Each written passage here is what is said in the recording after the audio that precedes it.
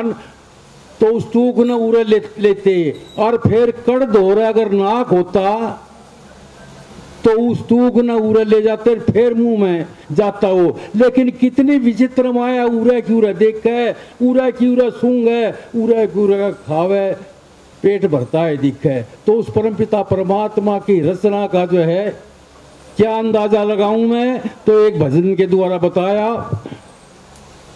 हाँ, ध्यान लगाया पार न पाया परम पिता हे राम तुम्हारी जय होवे हम करते हैं प्रणाम प्रभु कर जोड़ सुबह और शाम तुम्हारी जय होवे।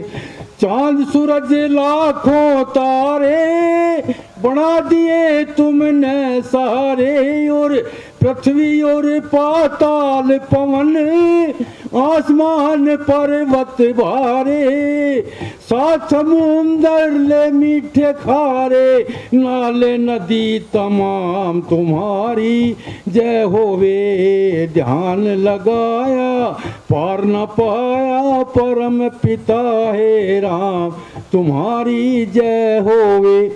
इतना सुंदर सुडोल शरीर की रचना कर दी और इस सृष्टि के अंदर 84 लाख योनि बना दिए उस परमपिता परमात्मा ने। कौन कौन से, इसलिए इन भाई बलराज फोगाट ने मेरे को स्पेशल इनवाइट किया है। क्यों कि मैं इनके पिताजी का साथी रहा हूँ।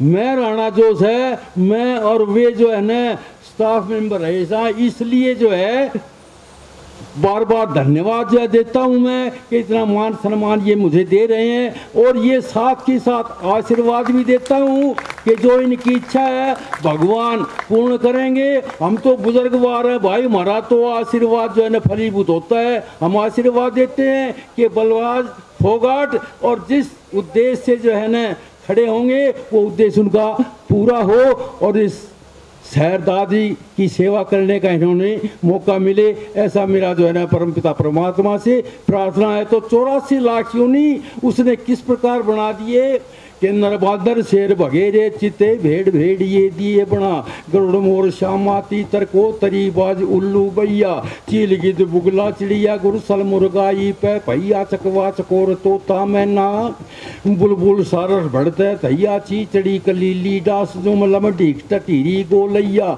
पतंग दिखोड़ा पतंग दखोड़ी कान खिजूरा चकचुन धरजा हाजैया और धर सुरसी खपरा बग्गू सारदूल और रम गैया खटमल पिसू प्राही लटोर भीमर बुच खाती चरैया कछारु जुड़ लंगूर सीप संगवेरा कान सलैया और गाय हंस घोड़ा गेंडा भेड़ा सबर मत हाथी शेर रीछ बगेरा चित्ता रोज बीजू खिचर खर ऊट उटेर लोबा गिदर से सूर सुवान मच्छी कछुआ गो बकरी भेड़ बिला घूस मूसा सुसा खिड़क कांट सी बकली मिंडक नेर सकरोटी जरख नोड़ डोडो कुही मक्खी मच्छर तेंदु बिस्करा कुंज काका तरा तीज कोयल कबूतर टिडी मुर्गा सुन सुनिया डिमक भूंड की जाई घू घोड़े काटो पट बिना श्रबी छुकीड़ी सांडा बागल बानेर फटकला किसारी जोख मकोड़ी पोदनिया मकड़ी बम्बेर और फिर स्वर्ग नरक गंधर्व रवि चंद्रवंश मूर्ति आती ब्राह्मण बनिए जाट हिर नाई तेली धोबी खाती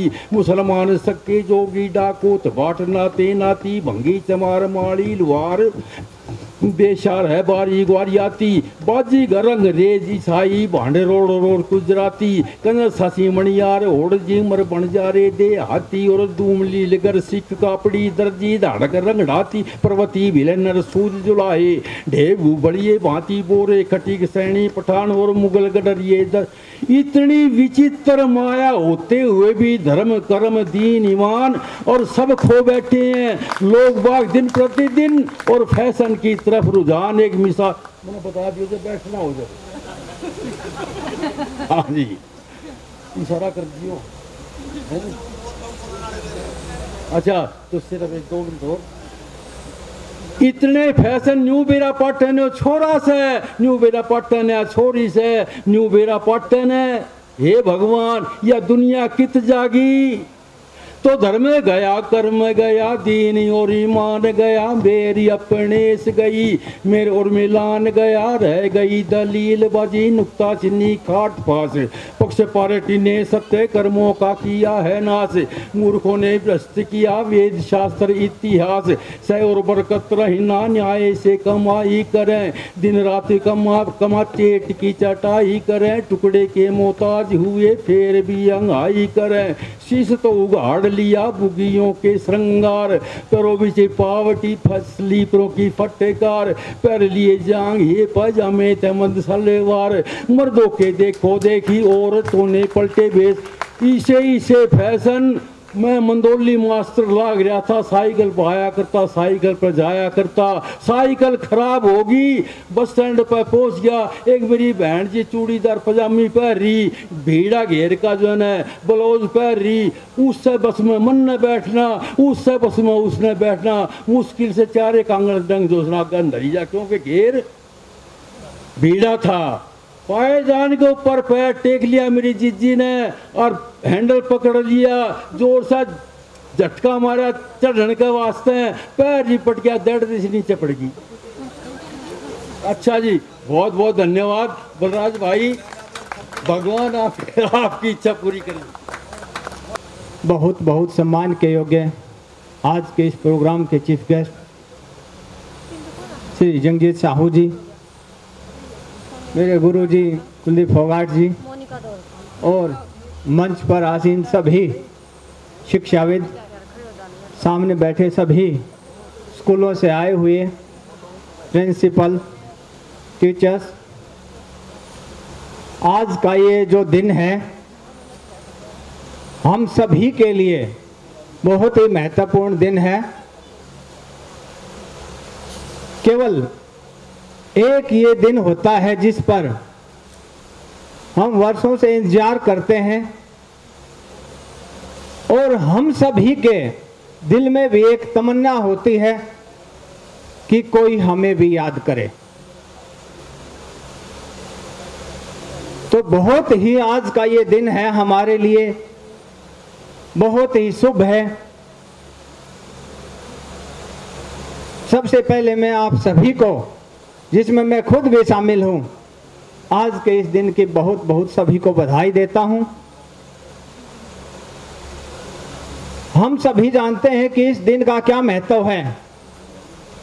आज जो समाज है उसका सबसे बड़ा जो भार है वो टीचर्स के कंधों पर टिका हुआ है, और आप सभी के सहयोग से ही एक बच्चे को हम सही रास्ता दिखा सकते हैं। इस समाज के लिए, अपने देश के लिए उसको राष्ट्र निर्माता हम ही बनाते हैं, तैयार करते हैं।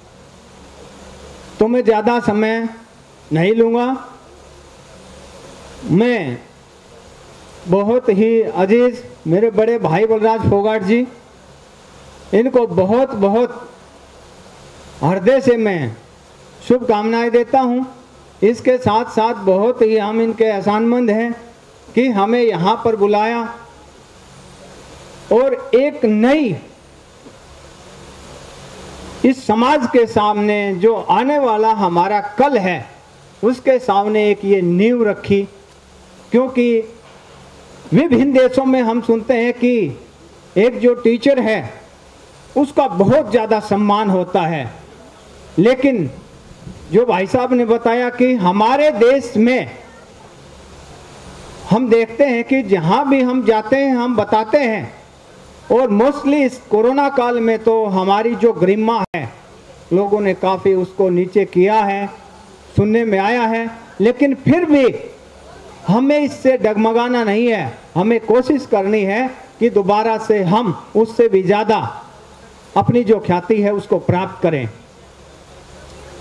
तो मैं ज़्यादा समय ना लेते हुए आज जो बलराज जी ने ये हमारे सामने जो बात बताई है, जो मन की इच्छा है वो बताई है, उससे हम सभी बहुत ही खुश हैं। क्योंकि आप कभी भी देख लीजिए इतिहास उठा के, जब कभी भी टीचर है उस टीचर ने किसी भी सेक्टर में पाँव रखा है तो वो सेक्टर है उसने आसमान को छुआ है। आज हमारी विडंबना यही है कि हमारे सेक्टर से जो सही व्यक्ति हैं वो आगे नहीं आते हैं। बहुत कम ऐसे आदमी होते हैं जो इस आग के दरिया में कूदते हैं। ये आसान रास्ता नहीं है, ये एक आग का दरिया है, क्योंकि जैसे जैसे हम कदम आगे बढ़ाते हैं वैसे वैसे ऐसे ऐसे आदमी आते हैं हमारे सामने, कुछ भी कह जाते हैं उसको सहन करना पड़ता है। तो सबसे पहले तो मैं भाई साहब को बताना चाहता हूं कि हमें इतना बड़ा सहनशील बनना होगा, क्योंकि ये एक रियल में आग का दरिया है और इस आग के दरिया को जो पार कर जाता है वो एक सोना बन के निकलता है। और मोस्टली हम यही चाहेंगे भाई साहब से कि वो हम ज़्यादा से ज़्यादा, सभी ने बताया है कि हम आगे रहेंगे, जैसे ही ये कहेंगे एक कॉल पे हम हमेशा आगे रहेंगे। केवल हमें आगे नहीं रहना है,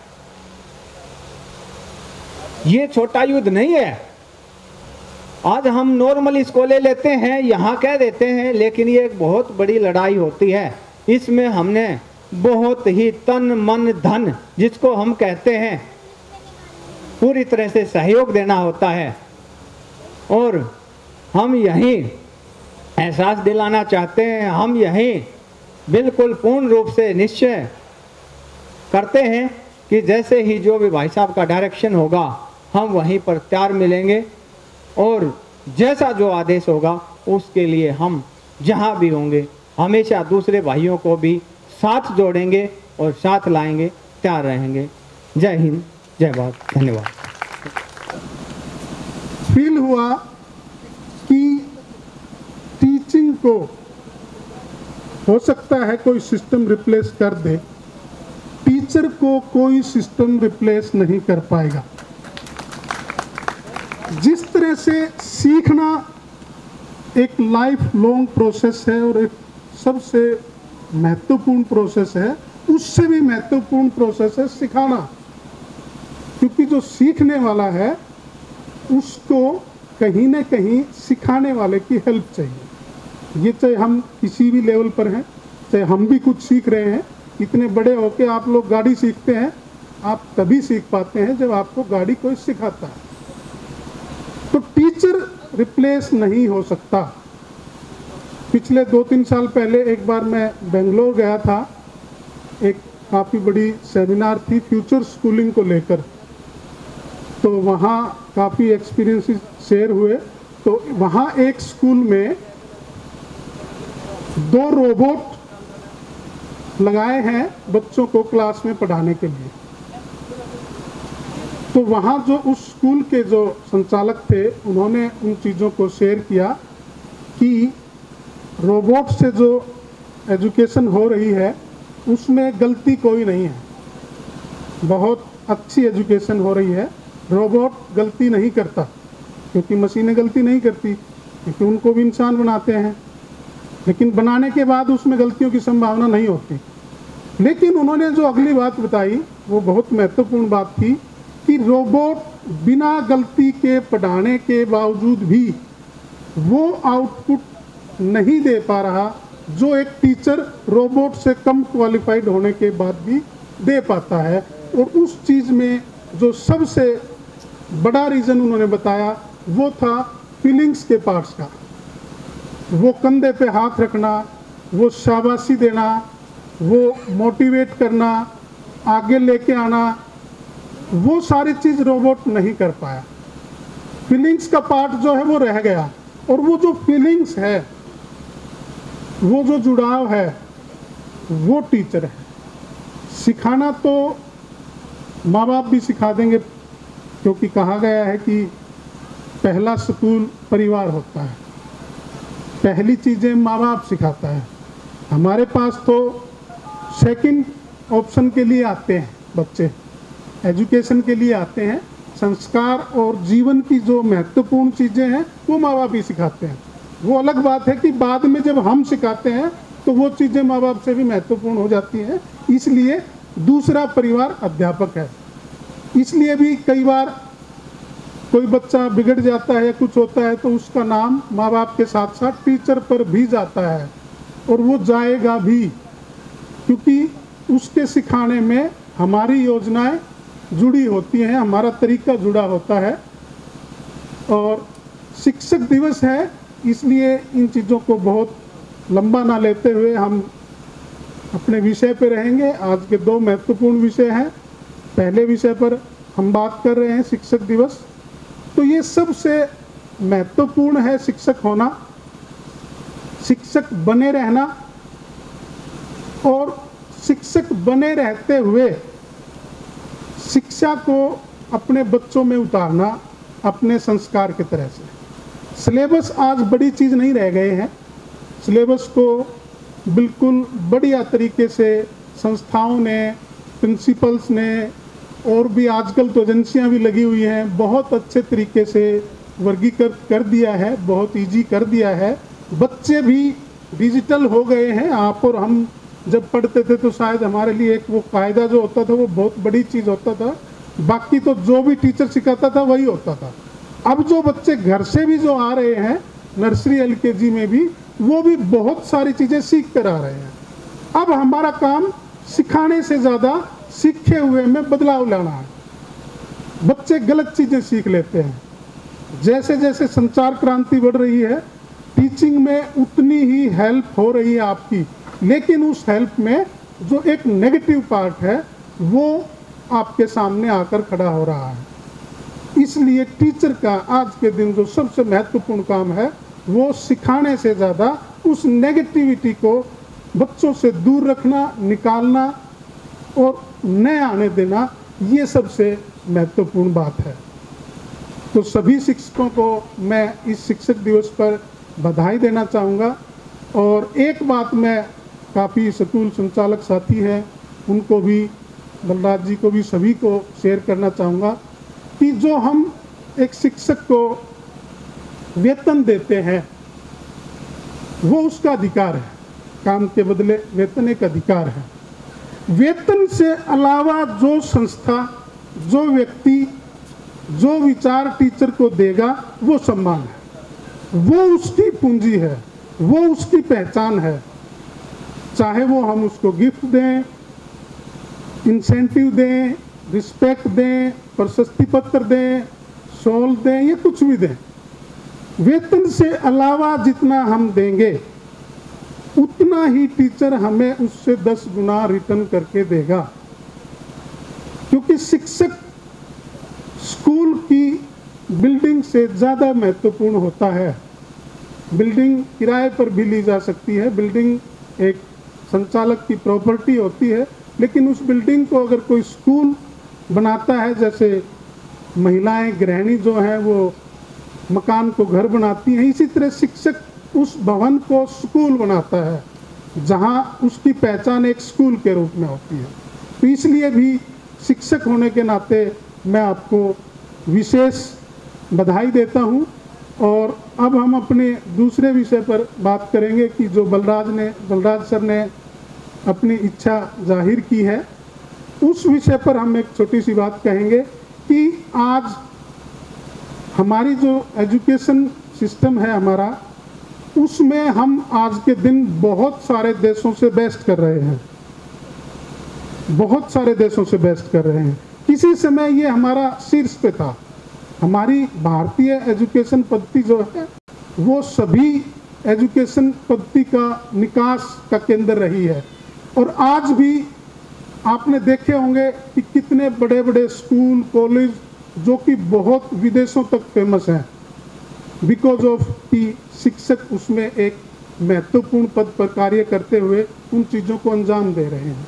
इसी तरह बलराज सर की जो इच्छा है उसमें मैं उनका स्वागत करता हूं कि शिक्षक होने के नाते राजनीति, देखो शिक्षा समाज में जो बदलाव है उस बदलाव को लाने के लिए दो महत्वपूर्ण चीज़ें हैं। या तो वो बदलाव राजनीति ला सकती है या वो बदलाव शिक्षक ला सकता है, लेकिन शिक्षक के पास उस बदलाव को लाने के लिए समय सीमा का अभाव है। शिक्षक को समाज में बदलाव लाने के लिए हो सकता है 50 साल लग जाए, लेकिन राजनीति अगर एक शिक्षक के तौर पर जिस दिन भी बदलाव लाने की सोचेगी, उससे अगले दिन ही बदलाव आ जाएगा। तो अगर कोई शिक्षक राजनीति में जाके समाज की चीज़ों में बदलाव लाना चाहता है तो इससे बेहतर कोई चीज़ नहीं है।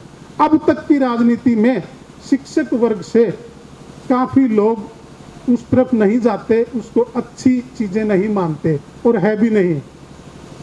वो अपने आप को बचा लेते हैं क्योंकि वो उस स्तर तक नीचे नहीं जा सकते।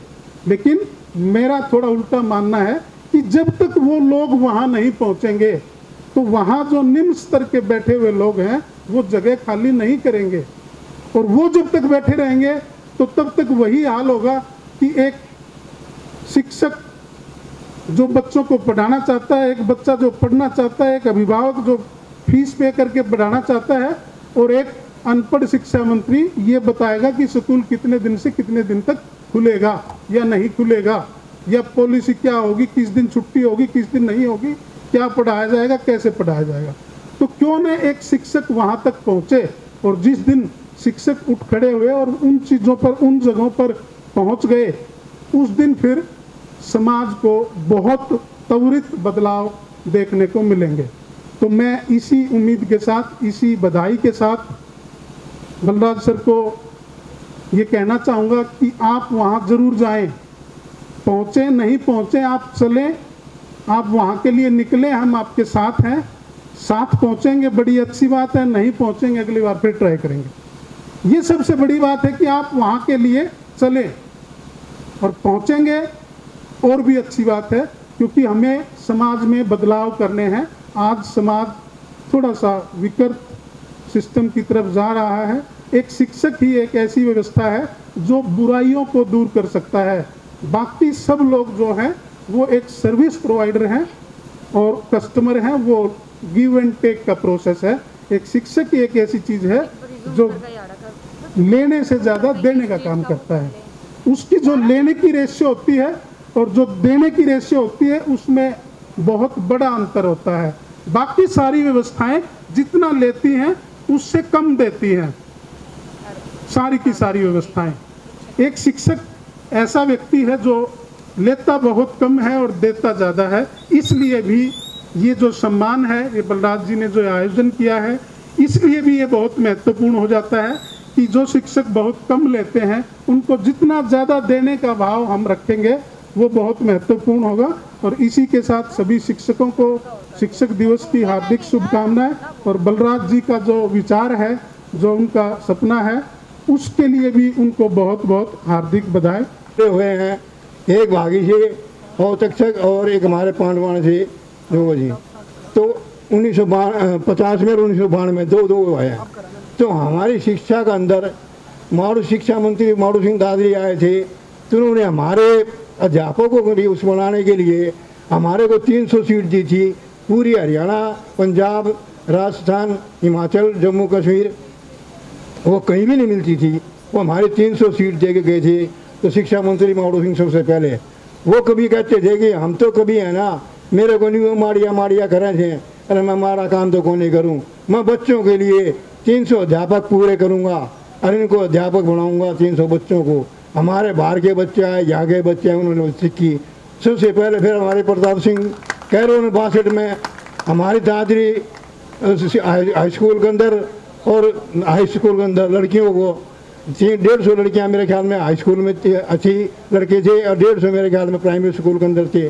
ये अध्यापकों को जो पुराने मास्टर श्याम सुंदर जी है हमारे, जिनकी माता जी ने जो जैसे ही पढ़ाई, इनका बहुत बहुत उनका शुक्रिया, इनका जो पढ़ाई, उनको एजुकेशन कराई।